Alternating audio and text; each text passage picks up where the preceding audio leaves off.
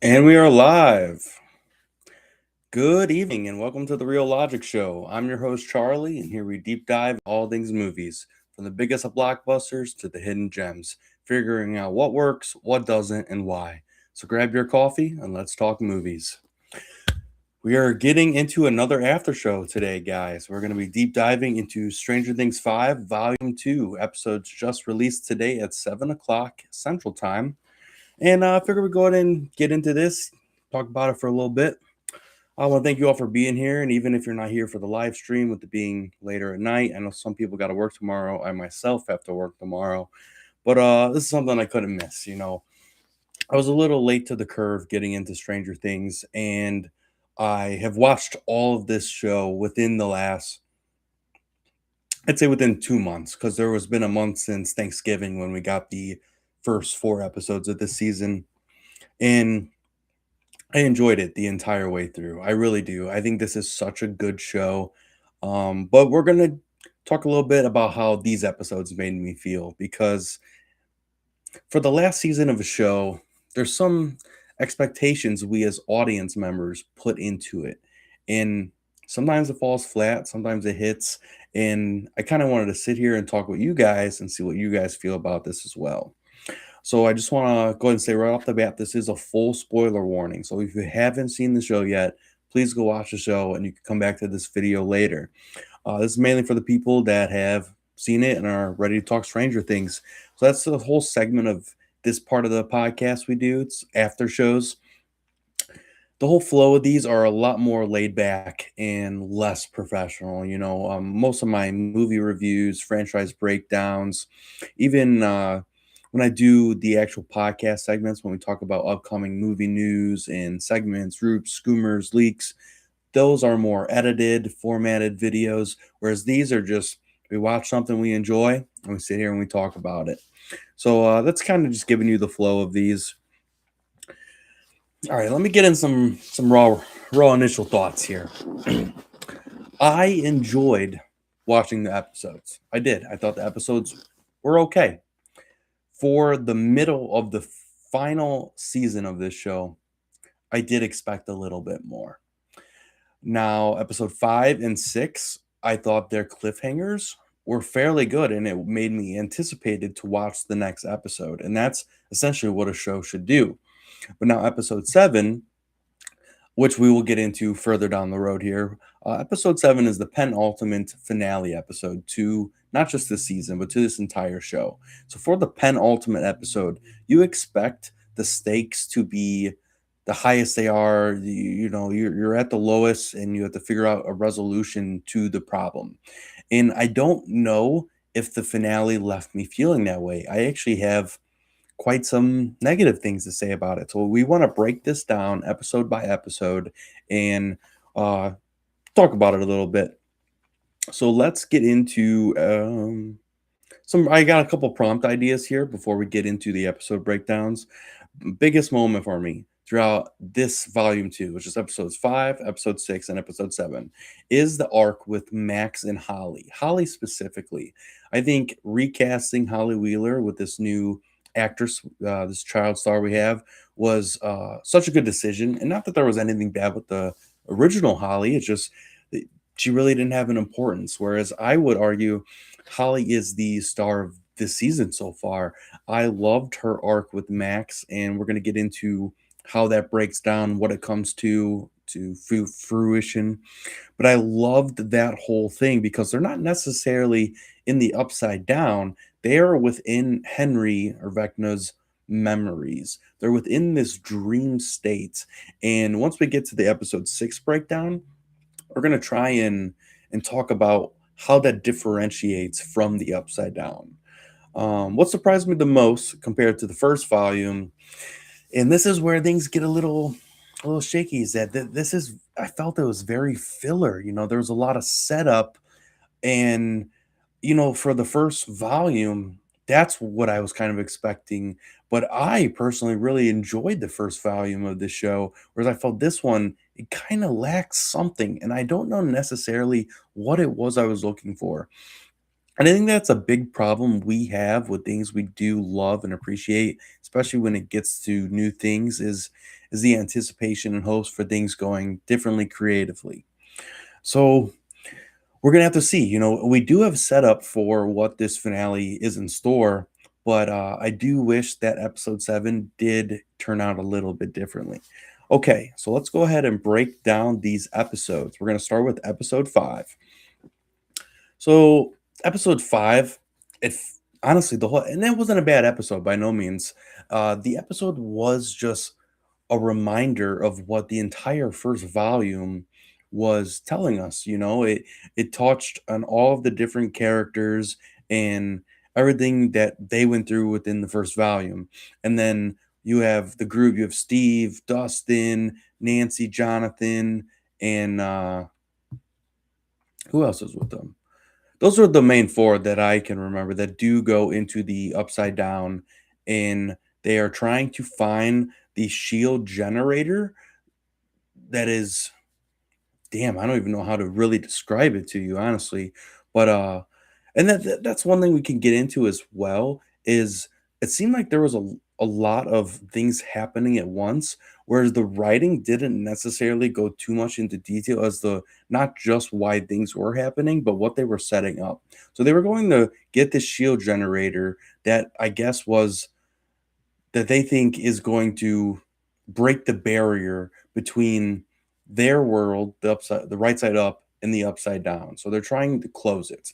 At the end of that episode, Dustin has this booklet and he comes to the realization that it isn't a shield generator. It's actually, it wasn't dark matter. It was another type of matter, exotic matter. I think it was exotic matter, but it was something touched on in those lens that would kill them, kill everything within the upside down, and just kill everything.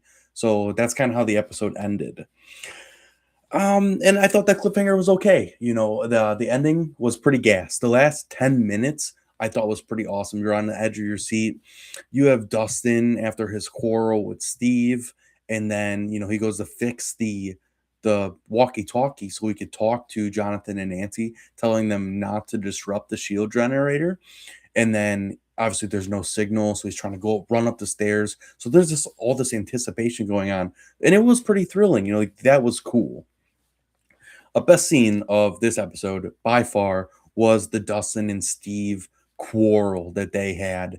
And you know, that makes me, so we're gonna like pivot this here. I want to talk about Dustin's arc specifically.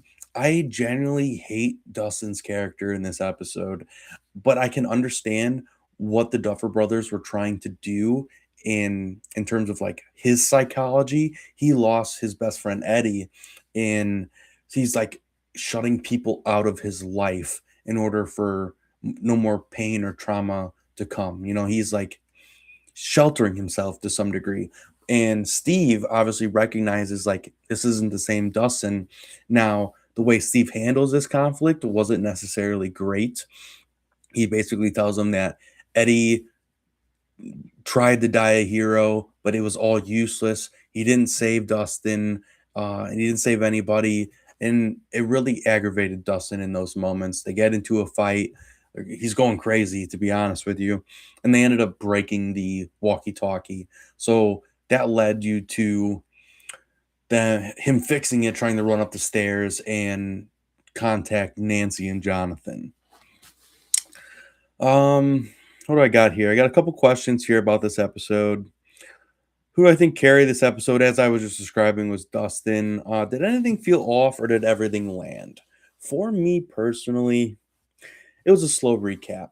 I'm not going to say anything necessarily felt off, but it was just a lot of context and information that we already had. There was a lot of flashbacks to the first volume. And as I was mentioning earlier, and we're going to get more into further down the road here, is we're at the last season of the show. We're in the center, and you could tell that this is the center. There's a lot of filler going on, and I don't necessarily love the way that writing process did go down.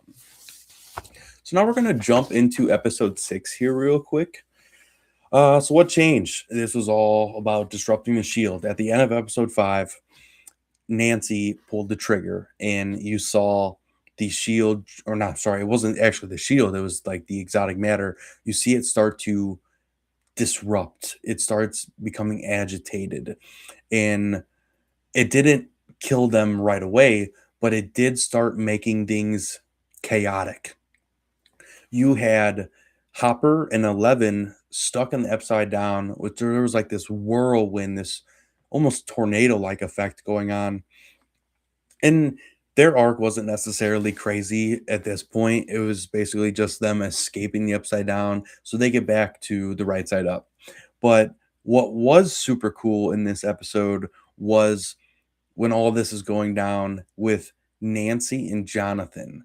So they are in this room, and it's so hard to describe because there was a lot going on, but it was like paint was dripping from the ceiling and flooding the room they were in, and they couldn't escape. And they believed that they were at their end. They were going to die. And it was a very emotional, I think arguably the best episode of, or one of the best scenes of this episode. It made me choke up a little bit because I have always, it's a weird triangle between Nancy, Steve, and Jonathan. I don't think Jonathan deserves Nancy. Because let's be real, Jonathan's a freak. Like, Jonathan's always been a freak. We've grown to love him as a character as the show's gone on due to great writing he's had, minus season 4, which I think I've talked about in the last video. So I don't think Jonathan deserves Nancy, and I also don't think Nancy deserves Steve. It's a weird thing, and I would be content if none of them end up together. But if I did have to put my money on it, I think Nancy and Jonathan would be better ending up together. And the main reason why is because of the writing. I understand the ship of Steve and Nancy, but the writing isn't turning out that way. So, and that was the same thing with like Will and Mike. Like, the writing's not pointing you in that direction. Like, you got to let things go sometimes. I mean, and we're going to get into the whole Will thing and Mike once we get to episode 7, because that will play somewhat of a part to this discussion. Oh, what I got next here, the escalation, and that mainly is the escape of Holly and Max from Vecna's memories, his world. So, and I think the one part that I thought was kind of odd is they're like, "Oh, we have to find the doorway or the entrance to leave out of his memories," as they're like walking in the desert, and Holly sees the like literally just a door, just like standing right in the open, and she's like, "That's probably it." It was just like kind of plot armor to some degree, you know. Anyways, they get into, so now, and this is part where I kind of feel I myself have to go back and do a little bit more research on, but they went from Vecna's memories, entered the doorway, and now they get into Holly's memories. So you're seeing everything with Holly. You see the first time that Mr. Whatsit was, I guess, stalking, observing Holly. And it was a Halloween night when Holly is watching a horror movie with her friend. And Holly didn't know he was there. So that was the first memory. Then, they walk down the stairs, and you then see Max and Holly. They go to where Holly actually first meets Mr. Whatsit, which was after school, when she was at the playground. And he like calls her over. So that was like kind of that first time. And then it cuts to her not being the one to save her mother. She just watched it happen.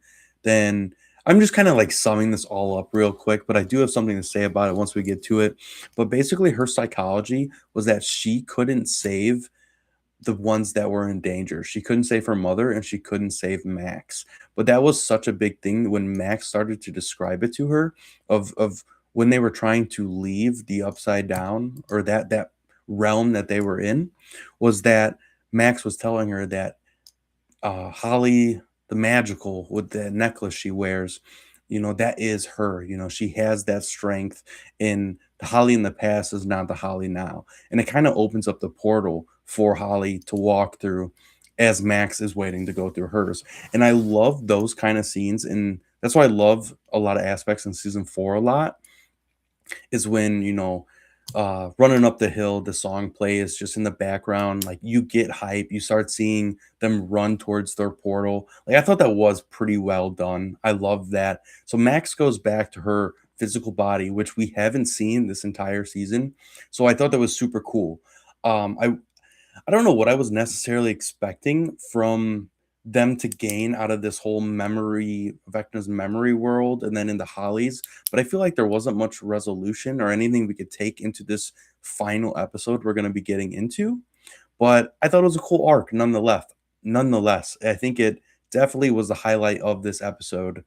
Holly, when she gets through her portal, though, she wakes up and she is like it would be in the Matrix movie when they're in their shell and she's hooked up to one of the extraterrestrial things that's like in her mouth. So she tries to escape, and she goes to she like goes outside, but she's falling from the sky, and Nancy sees her there, and then she ends up being flung back. So Vecna is in the sky. This is kind of when the group first realized that Vecna like stays up above, even though they couldn't necessarily see him.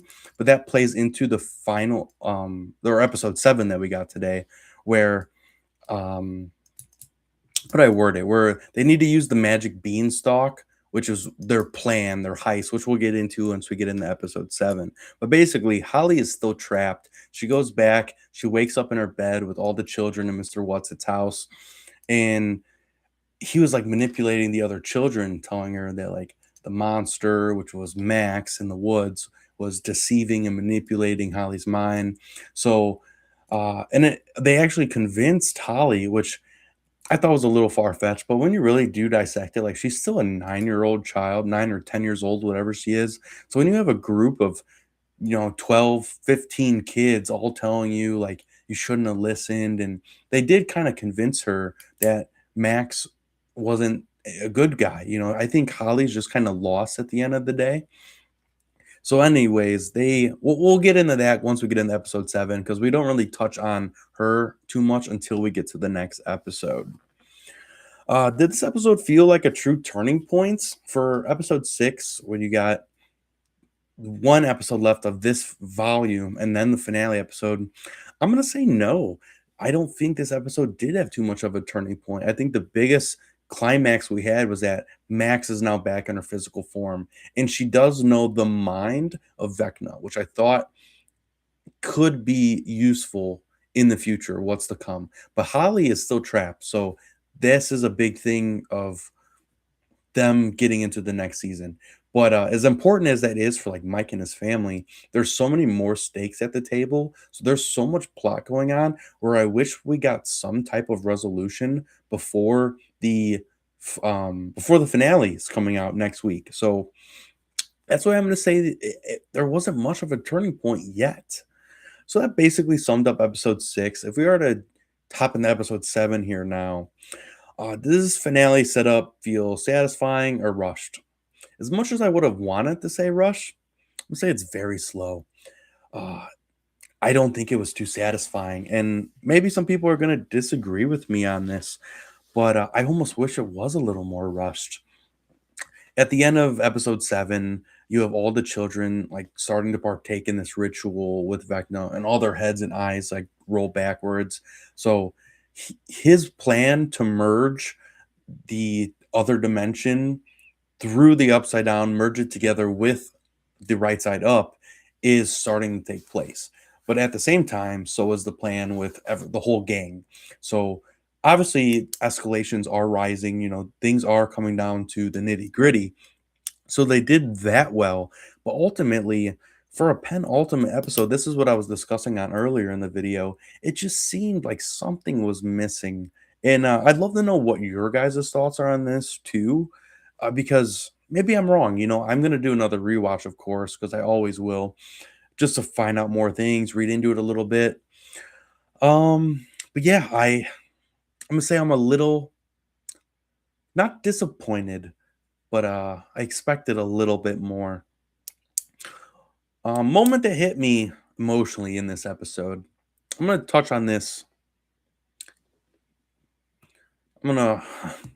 All right, let's get into it. Let's deep dive it. Will. It finally has come to the group's attention that Will is gay.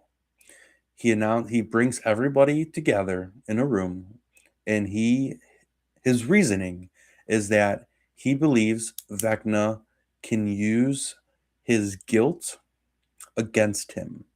So he tells the whole group that he is gay. I don't think that's guilt he would be feeling. You could kind of see how he may have some shame only in the regards of his situation with Mike and how there was some kind of tension in the fourth season. So, in terms of his psychology and whatever he's going through, if he felt like that was necessary, that's what he wanted to do just to make him stronger when it comes time to fight Vecna. Now, let's break that down real quick.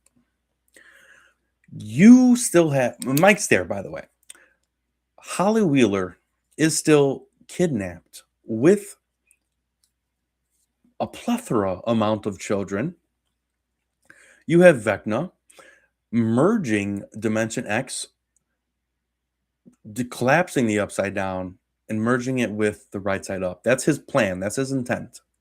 So you basically have this is end of the world scenario. This isn't just Holly Wheeler. This isn't just Hawkins. This is the end. Like that is what they are setting up. And they are at the point where they're about to leave. Like they're gonna start this heist, they're gonna start this mission. And Will starts crying and has to bring everybody in the room. Like, brother. And Lucas was saying just a couple minutes ago how we don't have the time. Like Vecna's plan, according to his calculations, is happening tonight. Take that for what you will. If you felt that was important or necessary, by all means, try and convince me. I personally can't see how that's important. And I don't think there's anything wrong with Will wanting to be gay. I don't think there's anything wrong with the Duffer brothers wanting to bring you a resolution to a huge popular fan theory of Will and Mike becoming a thing, even though it baffles me that that has been ongoing this long and people still like went for it. But one thing that I can't sit with is just the stakes that were on the table, and then to bring that up at that moment, it just felt a little out of place and almost shoved in my face personally.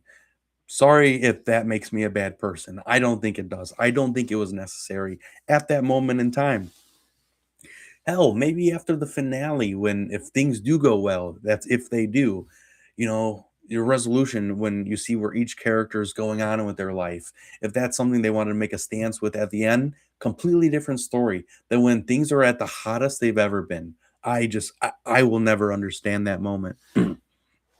So let's talk about the plan they have real quick in this episode. Their plan, they know that Vecna is like in the sky. He's like 2,000 feet up. So Hopper had a whole plan of taking a helicopter in the upside down, 2,000 feet up, in order to reach Vecna and then like kill him with 11.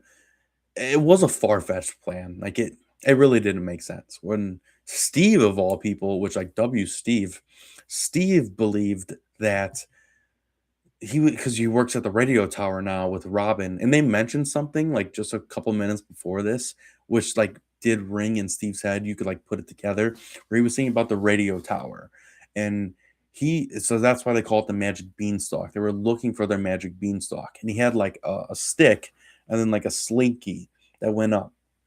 So he's basically saying, let Vecna appear, come down because he's going to be merging the worlds, and then the radio tower, which is their thing, once they get to that point, they could intercept him.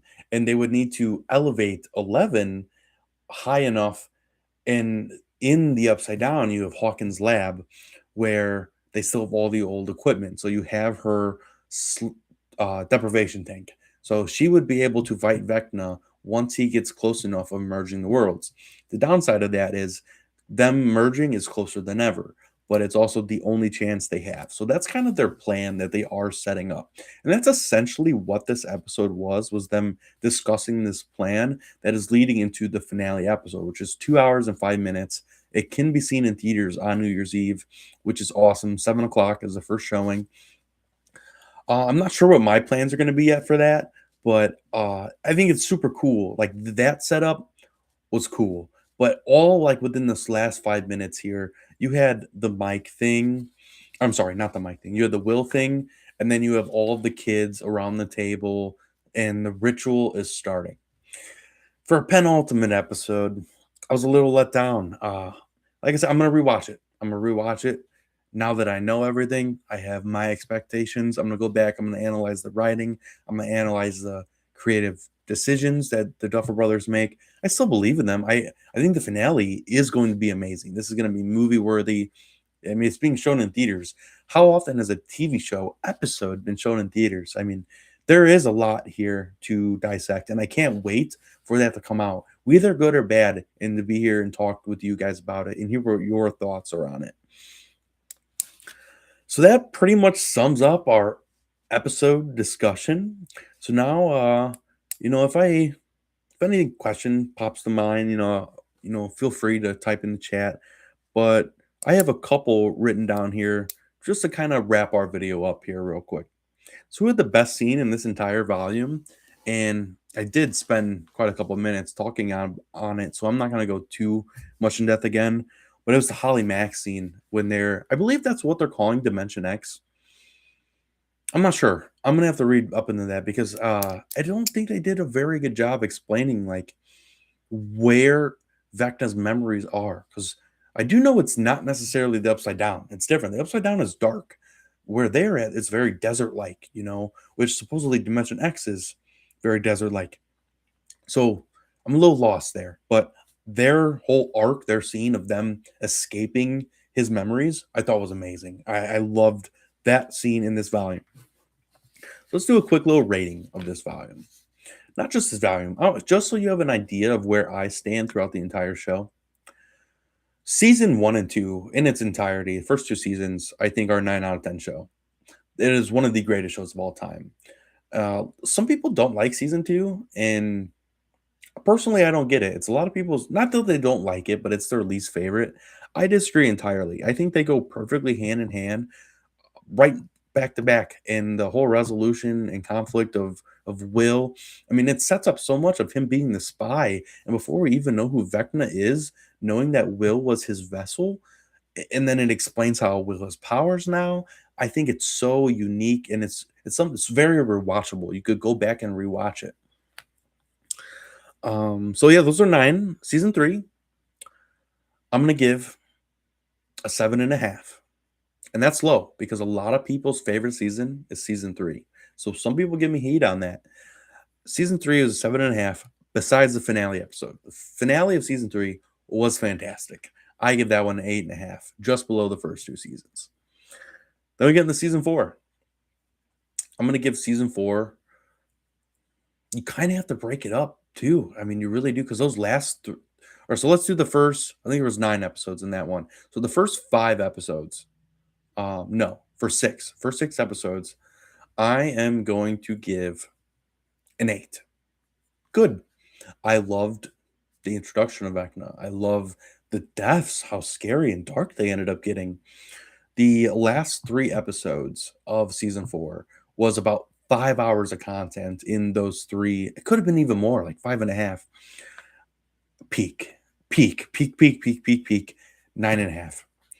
I think the last 3 episodes of season 4 still are my favorite arcs of this entire show. So now we're going to break season 5 into 2 parts so far, volume 1 and volume 2. Volume 1, we're going to give 7.5. It's not bad. I liked it more than season 3. Volume 2, I'm giving a 7.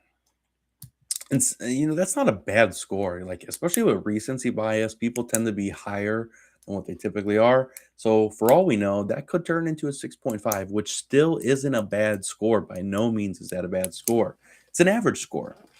and am I still have hope for what the finale can bring, but these ones did let me down a little bit. I have to be honest with you. I'm not just gonna ride the bandwagon. That's just how it is. So that's kind of where I stand in terms of ranking each season. For the MVP of the volume, it's Holly. By no means, it is Holly. Bringing this new actress in and her arc with Max, and I feel like this is the most in depth we've got into Vecna's mind, and the fact that they did it through Holly Wheeler and then having Max back. I love their arc so far. It's at least the most entertaining to me so far.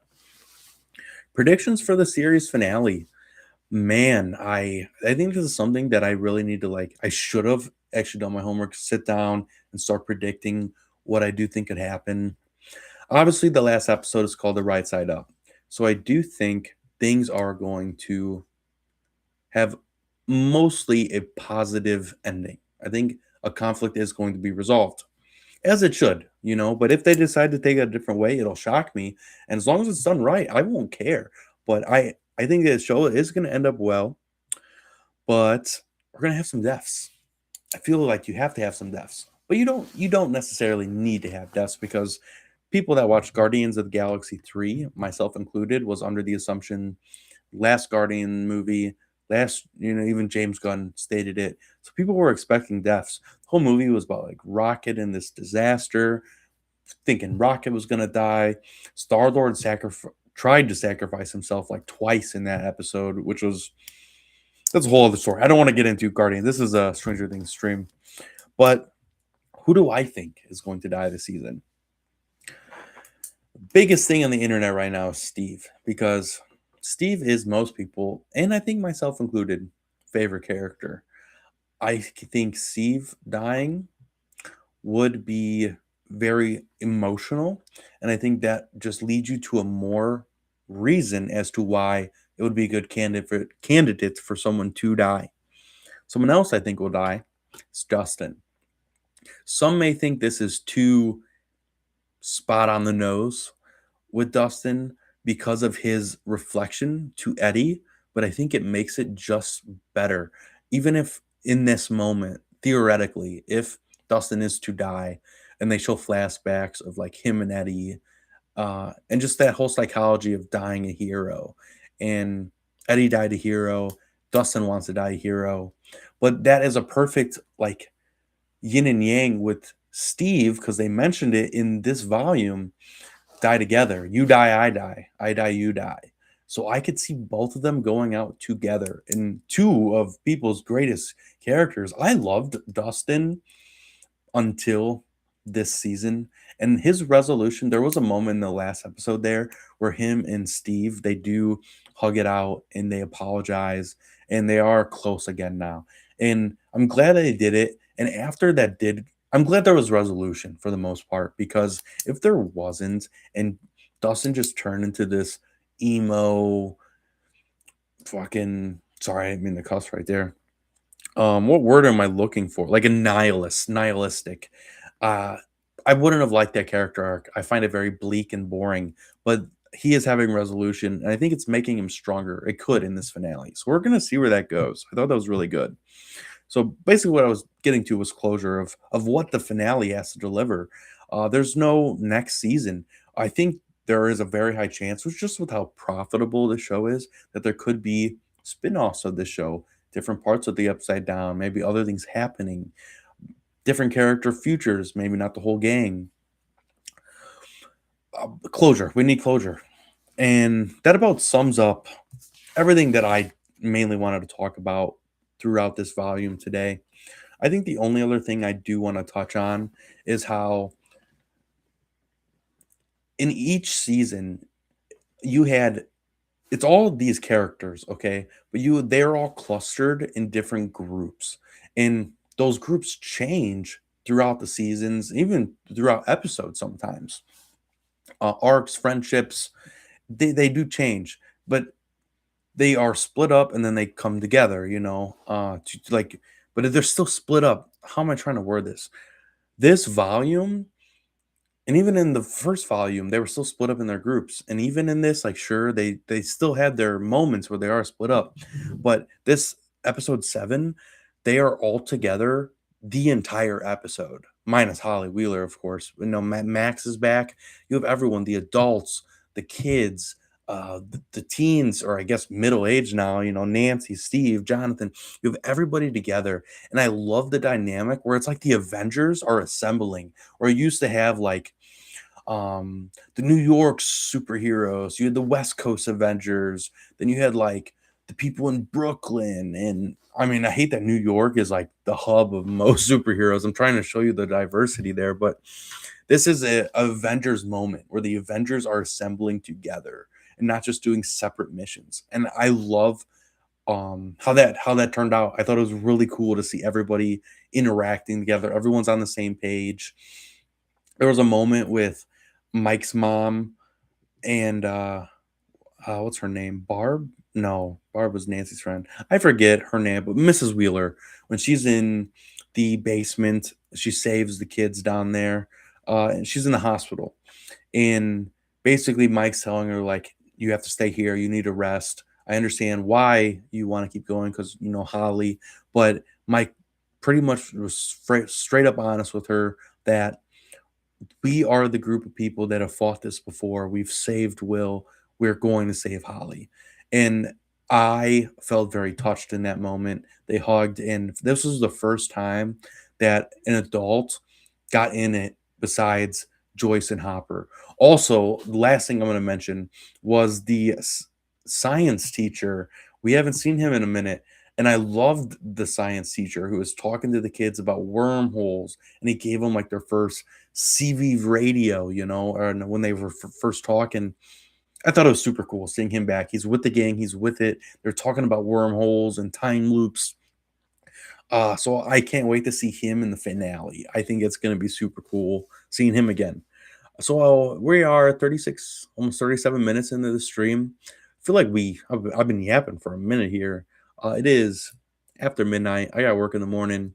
I thought this was a really good stream, and I can't wait to talk about the finale with you guys. If you know, I figure a lot of people weren't here to watch this when I was able to stream. It's late. A lot of people got work just like me tomorrow.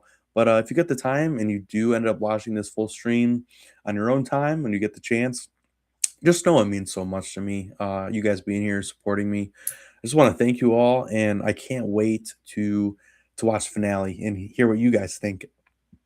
Excuse me. Anything else before I wrap this up? I pretty much covered everything. All right. So the finale, New Year's Eve, 7 o'clock. I'm not sure what my plan is yet. I'll be posting in my community posts section, and we will keep in touch. If you guys have any questions or anything, just go ahead and let me know in the comments, and I will see you next time. Thank you.